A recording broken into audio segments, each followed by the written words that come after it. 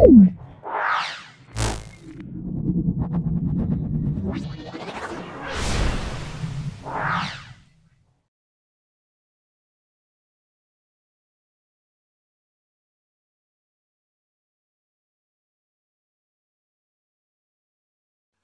নাও ভালো করে।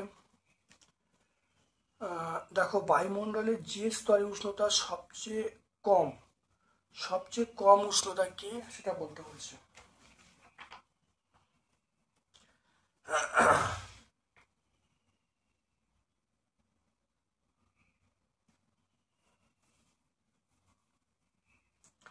দেখে নাও, মেসোস্ফিয়ারকে আমরা বলবো শীতলতম অঞ্চল। তাহলে সবচেয়ে কম আমরা বলবো মেসোস্ফিয়ার, অপশন সি বলবে। তারপর দেখো, জীবাশ্ম জ্বালানির কোনটি সবচেয়ে কম দূষণ ঘটায়?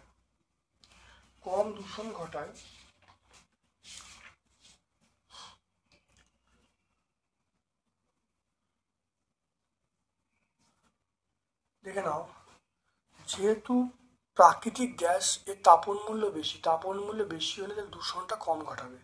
তাহলে দেখো, প্রাকৃতিক গ্যাসের দেখো তাপন মূল্য বেশি, ডিজেলের তাপন মূল্যের থেকে কম, পেট্রোলের দেখো তাহলে প্রাকৃতিক গ্যাসের থেকে কম। তাহলে আমরা বলবো তাপন কম, দূষণ ঘটায়, আমরা বলবো প্রাকৃতিক গ্যাস বলবো। কোনটি পুনর্নবীকরণ শক্তির উৎস নয়? আমরা বলবো পুনর্নবীকরণ শক্তির উৎস নয়, এটা আমরা বলবো প্রাকৃতিক গ্যাস বলবো। প্রাকৃতিক গ্যাস এটা পুনর্নবীকরণ শক্তির উৎস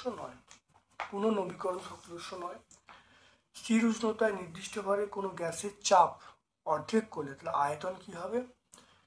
উষ্ণতা স্থির, চাপ অর্ধেক, তাহলে আয়তন কত হবে? আয়তন আমরা কি বলবো? দ্বিগুণ হবে। চাপ অর্ধেক মানে আয়তন কি হবে? দ্বিগুণ হবে। আমরা জানি পিভি সমান কনস্ট্যান্ট। এবার দেখো, চাপ অর্ধেক করা হলো, চাপ মানে P/2, আয়তনটা আমি ভিটাস ধরছি, এটা কনস্ট্যান্ট। তাহলে একটা ইকুয়েশন আর একটা ইকুয়েশন, দুটো ইকুয়েশন। তাহলে একটা হলো পিভি সমান এটা P/2 ইন্টু ভিটাস। এখানে দেখো পি কেটে গেল, তাহলে আয়তন, তাহলে ভিটাস সমান দেখো 2B হলো, দেখতে পেলে? তাহলে আয়তন কত হলো? দ্বিগুণ হলো। এবার দেখে নাও, খুব ভালো করে বুঝে নাও যে একটি গ্যাসের বাষ্প ঘনত্ব 32 বলা আছে, আণবিক ওজন কত? তাহলে এম সমান আমরা বলবো 2D বলবো, এম সমান 2D। তাহলে 2 ইন্টু 32 মানে কত? 64 হবে। ডি মানে বাষ্প ঘনত্ব, তাহলে 2 ইন্টু 32 মানে কত? 64 হবে। পরম শূন্য তাপমাত্রায় গ্যাসীয় অণুগুলোর বেগ কত হবে? এটা শূন্য হয়ে যাবে। পর্যায়তে সর্ববৃহৎ পর্যায় মৌলের সংখ্যা দেখে নাও, সবচেয়ে বেশি হলো 32টা, দেখতে পাচ্ছ? তাহলে আমরা বলবো 32টা। আধুনিক পর্যায় সূত্র প্রকাশ কে করেন? এটা হলো মোজলের ধারণা আছে। আধুনিক পর্যায় সূত্র প্রকাশ করেন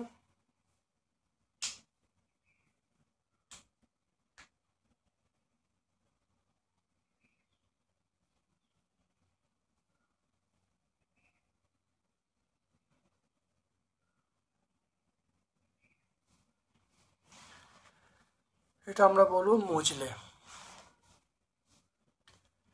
চার্লসের সূত্র অনুসারে প্রতি ডিগ্রি উষ্ণতা বৃদ্ধিতে গ্যাসের আয়তন বৃদ্ধি পাবে সেন্টিগ্রেড তাপমাত্রার আয়তনের, এটা আমরা কত বলবো?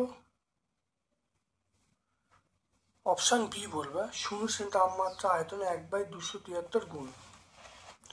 এরপর চলে এসো, 32 গ্রাম সালফারের সঙ্গে 32 গ্রাম অক্সিজেন বিক্রিয়া করলে কত মোল সালফার ডাইঅক্সাইড উৎপন্ন হবে? সালফার S+SO2, S+O2 মানে SO2, তাহলে সালফার মানে কত? 32 গ্রাম, আর SO2 মানে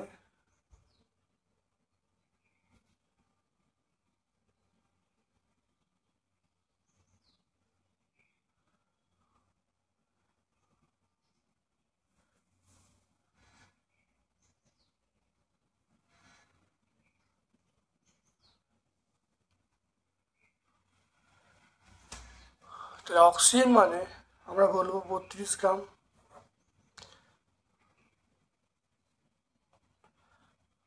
এটা হলো 32 প্লাস 32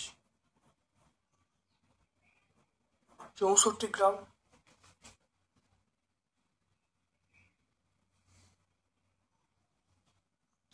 তাহলে 32 গ্রাম সালফারের সঙ্গে 32 গ্রাম অক্সিজেন বিক্রিয়া করলে কত মোল সালফারের উৎপন্ন হয়?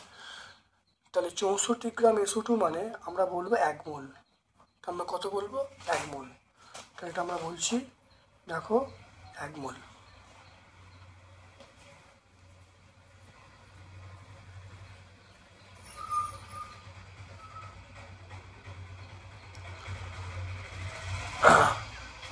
তারপর দেখো 1 মোল চুনাপাথরকে বিয়োজনে কত গ্রাম চুন পাওয়া যাবে?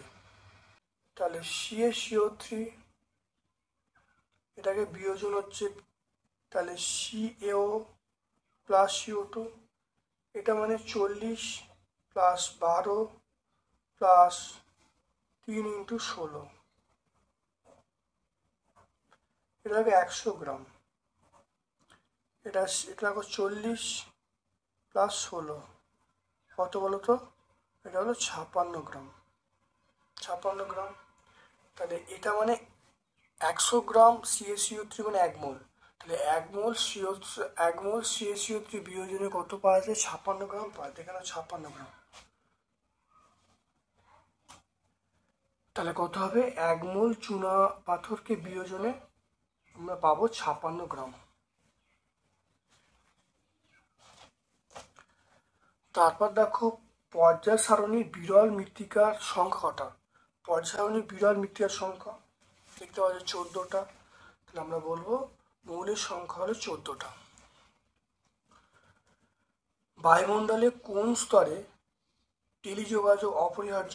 এটা আয়ন মণ্ডল আমরা বলবো, আয়ন মণ্ডল। আয়ন মণ্ডল। তারপরে ভ্যান অ্যালেন বিকিরণ, ভ্যান অ্যালেন বিকিরণ কোন স্তরে দেখা যায়? দেখো ভ্যান অ্যালেন, দেখো বায়ুমণ্ডলে কোন স্তরে ভ্যান অ্যালেন বিকিরণ পাওয়া যায়? এটা বলবো ম্যাগনেটোস্ফিয়ার। আমরা বলবো ম্যাগনেটোস্ফিয়ার।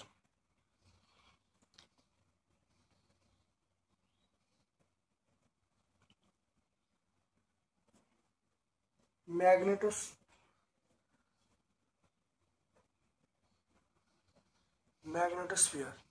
চার্লস সূত্র থেকে প্রাপ্ত পরম শূন্য উষ্ণতার মান SI এককে কত? SI সেন্টিগ্রেডে -273, SI আমরা বলবো 0 কেলভিন। ফায়ারি আইস এর সংকেত কি? ফায়ারি আইস, এটা আমরা বলবো CH4, 5.7H2। বায়োমাস থেকে বায়োগ্যাস সৃষ্টিতে কোন অণুজীব ব্যবহার করা হয়?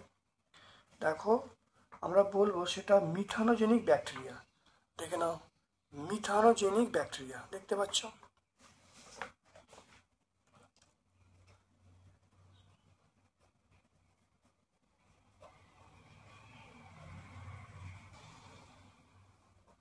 তাহলে আমরা কি বলবো? মিথানোজেনিক ব্যাকটেরিয়া বলবো, মিথানোজেনিক ব্যাকটেরিয়া।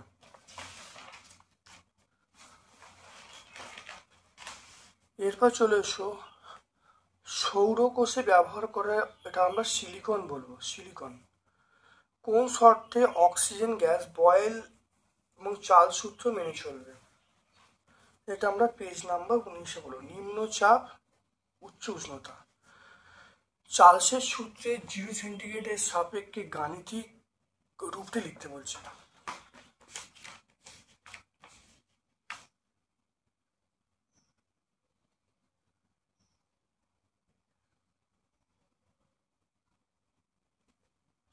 আমরা এইটা পাবো, দেখে নাও।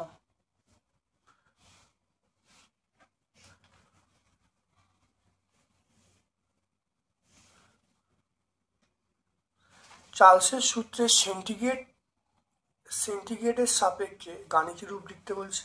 তাহলে আমরা এইটা লিখবো, দেখে নাও।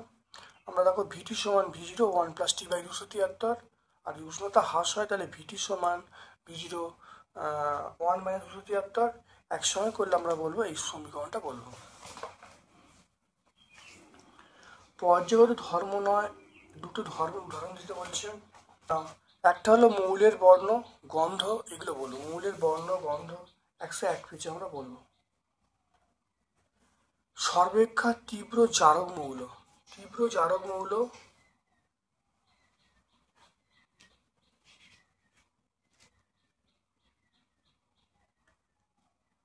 তীব্র জারক মৌল আমরা ফ্লুরিন বলবো। তীব্র জারক মৌল আমরা ফ্লুরিন বলবো।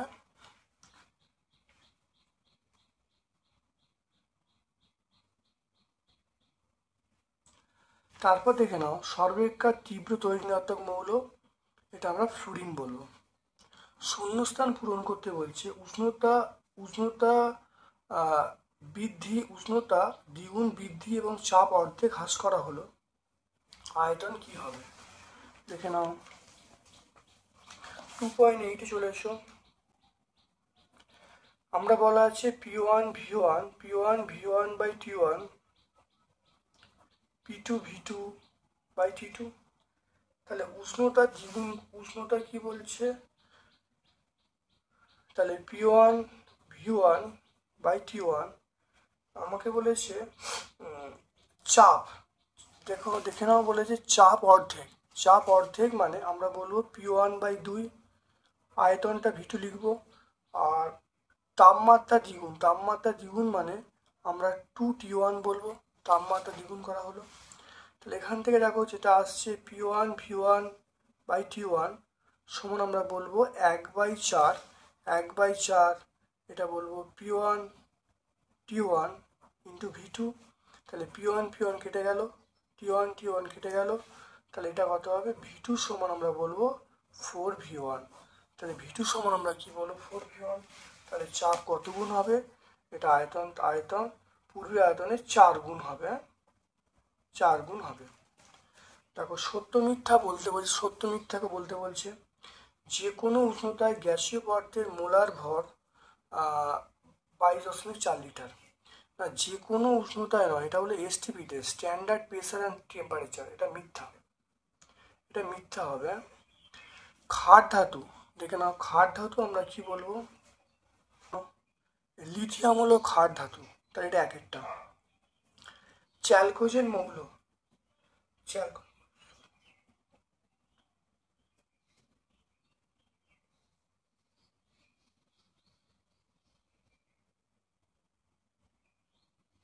চ্যালকোজেন মৌল, এটা আমরা সেলেনিয়াম বলবো।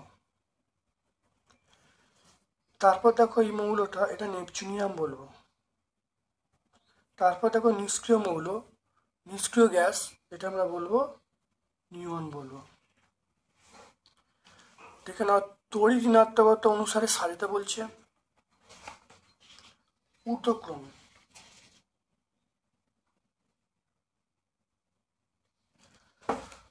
প্রথমে আমরা বলবো, দেখে নাও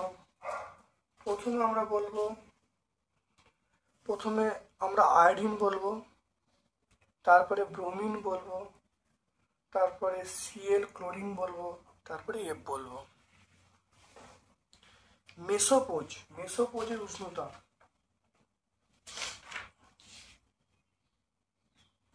দেখে নাও মেসোপোজের উষ্ণতা -92°C, তাহলে -92°C।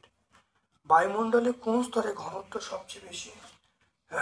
বায়ুমণ্ডলে ঘনত্ব বেশি, সেটা আমরা বলবো ট্রপোস্ফিয়ারে। তাহলে ট্রপোস্ফিয়ারে ঘনত্ব বেশি।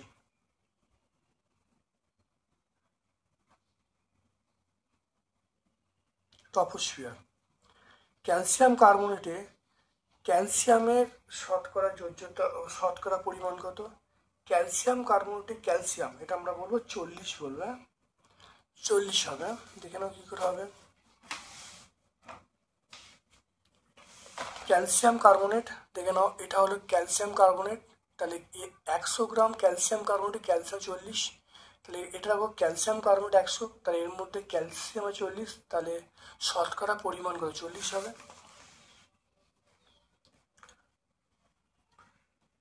তারপরে চলে এসো 3 দাগের প্রশ্নে চলে এসো।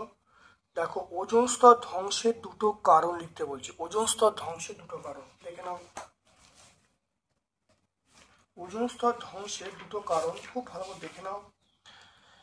ওজোন স্তর ধ্বংসের কারণ, তার 1 নম্বর এখানেও কারণ ব্যাখ্যা করা আছে। একটা হলো সিএফসি। ওজোন স্তর ধ্বংসের কারণগুলো আমরা বলবো। 1 নম্বর পয়েন্ট হলো রেফ্রিজারেটর, বাতানুকূল যন্ত্র, এগুলো অর্থাৎ আমরা ওজোন স্তর ধ্বংসের কারণ যেগুলো, যে যৌগগুলো দায়ী সেটা হলো সিএফসি এবং এনও দায়ী। দেখো এখানে পুরো ব্যাখ্যা করা আছে।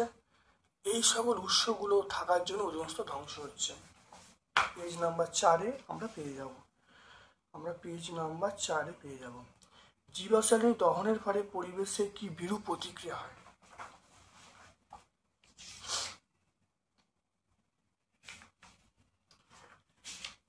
দেখে নাও, জীবাশ্ম দহনের ফলে তাহলে কি হয়, এটা হলো জ্বালানির, দেখে নাও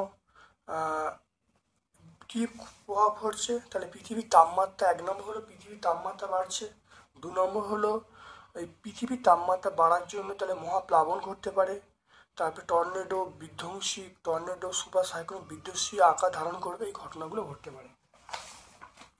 পেজ নাম্বার 5-এ আমরা পেয়ে যাব। মন্ট্রিল প্রোটোকল কি? দেখে না, মন্ট্রিল প্রোটোকল আমরা এই জায়গাটা পেয়ে যাব, এটা হলো মন্ট্রিল প্রোটোকল। তাহলে পেজ নাম্বার 4-এ পেয়ে যাব। তারপর দেখো গেলুসাকের আয়তন সূত্রটা লিখতে বলছে।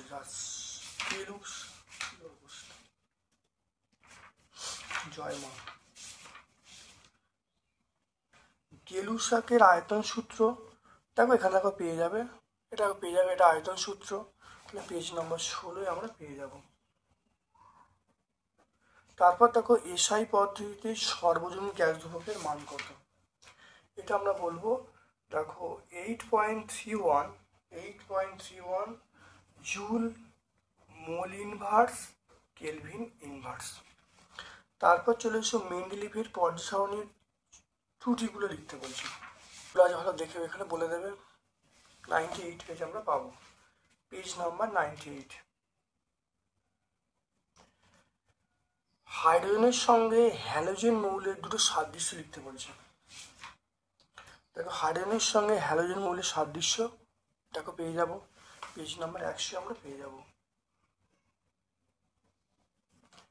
তাহলে 50 গ্রাম CO2 উৎপন্ন, যে পরিমাণ CO2 উৎপন্ন হবে তা কত মোল কার্বন দহনে সাহায্য করবে? এখানে CO3 উত্তপ্ত করা হচ্ছে CO প্লাস CO2। তাহলে এটা 40 প্লাস 12 প্লাস 3 × 16, এটা আমরা কত বলবো? 100 বলবো। আর এটা দেখো চলে এসো 40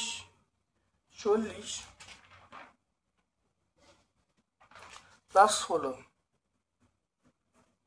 এটা আমরা বলবো 56 গ্রাম। তারপর দেখে নাও, তাহলে 100 গ্রাম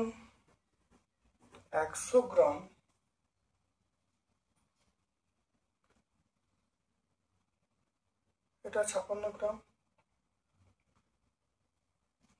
এরপর দেখে নাও CO2 মানে আমরা C বলবো 12, এটা 2 × 16 মানে আমরা বলবো 44 গ্রাম।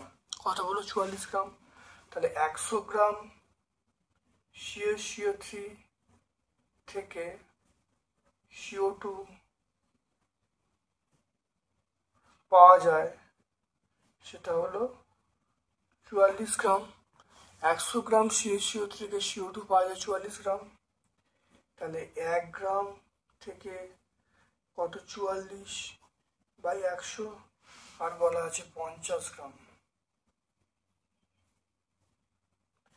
তাহলে 44 × 50/100, এটা কাটাকুটি করলে 2, এটা কাটাকুটি করলে আমরা 22 বলবো। তাহলে কত বলবো? 22 গ্রাম বলবো।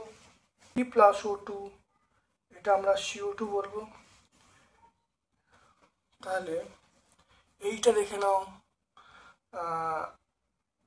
এটা CO2 মানে আমরা বলবো 44 গ্রাম, আর কার্বন মানে আমরা বলবো 12 গ্রাম। 12 গ্রাম মানে 1 মোল বলবো।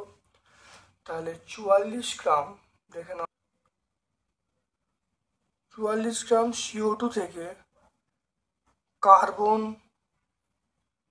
দহন হয় কত বলবো বলো তো? 1 মোল বলবো, 1 মোল বলবো। আর এখানে 1 গ্রাম CO2 থেকে কার্বন দহন হয়, তাহলে 1/44 বলবো। এটা 22 গ্রাম থেকে আমরা কত বলবো? তাহলে 22/44, তাহলে এটা হলো 0.5 মোল। তাহলে কত মোল বলবো দেখে নাও। তাহলে 100 গ্রাম CaCO2 CO2 পাওয়া যায়, 44 গ্রাম, একে কত, 50-এ কত। এখানে দেখো, দেখে নাও, 44 গ্রাম কার্বন দহনে সাহায্য করে কত? 1 মোল। তাহলে একে কত, 22-এ কত করলে কত? 0.5 আসবে। এরপরে 27 ডিগ্রি সেন্টিগ্রেড তাপমাত্রায় 570 মিলি পারস্তম্ভের চাপে 2.2 গ্রাম CO2 আয়তন কত হবে? 3.6 চলে এসো। তাই টি এর মান বলা আছে 273 প্লাস 27, 273 প্লাস 27 মানে আমরা বলবো 300 কেলভিন। এবারে পি এর মান 570 মিলিমিটার এইচজি, 570 মিলিমিটার এইচজি মানে আমরা বলবো 570 বাই আমরা 760 ATM বলবো। তো এটা বললে কত হবে? 57/76 হবে ATM। তারপর দেখে নাও ডব্লুর মানটা, ডব্লুর মানটা পেয়ে যাচ্ছি 2.2 গ্রাম। এম এর মানটা আমরা পাচ্ছি কত? CO2 মানে 44 গ্রাম পার মোল। এবারে কি চাইছে? আয়তনটা চাইছে, ভি এর মানটা চাইছে। দেখে নাও, পিভি সমান W/m/RT। তাহলে এখান থেকে ভি সমান আমরা বলবো WRT/PM বলবো। ডব্লুর মান আমরা 2.2 বলবো, এটা আর এর মান 0.082, টি এর মান আমরা বলবো 300, আর পি এর মান বলবো, দেখে নাও, 57/76। তাহলে 57/76 মানে এটা উপরে বসলো। আর এম, এখানে দেখো এম এর মান কত? এম এর মান দেখো 44। এম এর মান কত? এম এর মান 44।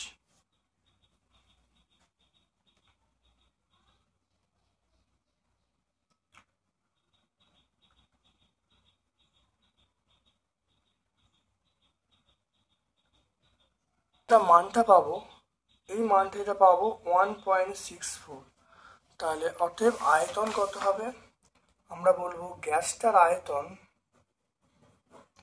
গ্যাসটির আয়তন আমরা বলবো 1.64 লিটার। দেখে নাও ভালো করে, এটা ক্যালকুলেশন করলে আসবে 1.64। তাহলে গ্যাসটার আয়তন হবে 1.64 লিটার।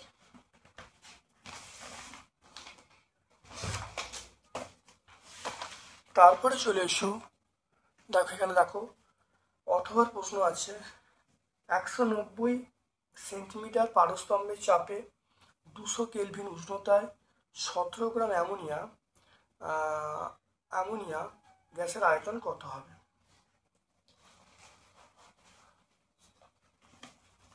দেখে নাও, অথবার প্রশ্নে পি এর মান বলা আছে 190 সেন্টিমিটার এইচজি। তাহলে 190/76, তাহলে 190কে 76 দিয়ে ভাগ করলে এটা পি এর মানটা পাবো, এটিএম এ পাবো। টি এর মান এখানে বলা আছে 200 কেলভিন বলা আছে। ডব্লুর মানটা এখানে বলা আছে কত? 17 গ্রাম। আর অ্যামোনিয়ার মোলার ভর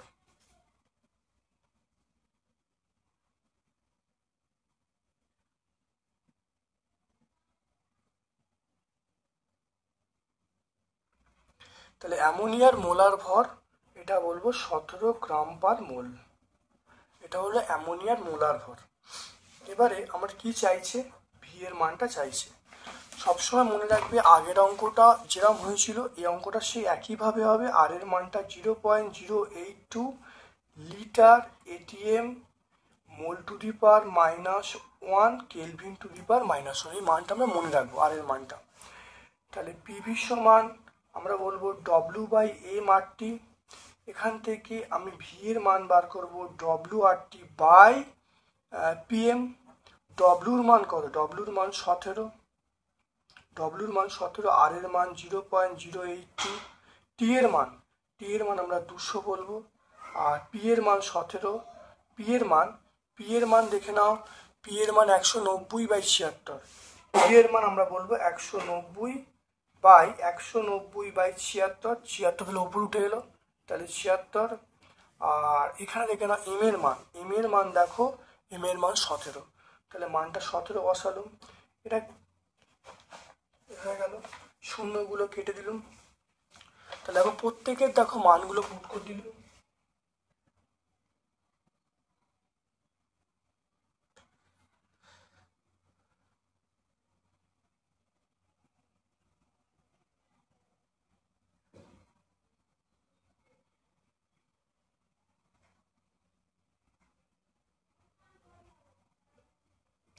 দেখো এটার মান আমরা পাবো 6.56।